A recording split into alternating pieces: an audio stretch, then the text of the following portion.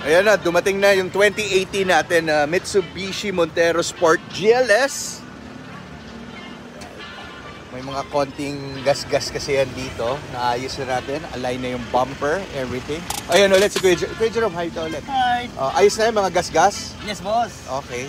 Bali, kakapit na lang yung grill. Okay, kakabit na lang yung grill.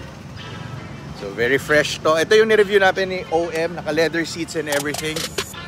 This week, maybe Saturday, i-display na natin to. So, ano pa inaantay nyo? Tara, set na tayo ng appointment para ma-test drive natin, ma-demo ko sa inyo yung sasakyan. Alright?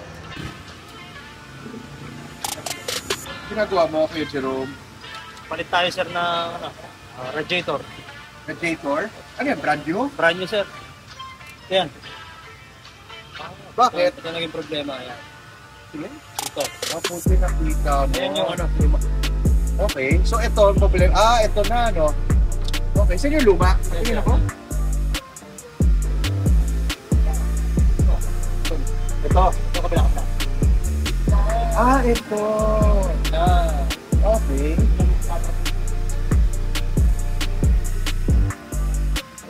Nakapangit na rin, no? So, brand new na to. Brand new na, boss. Right.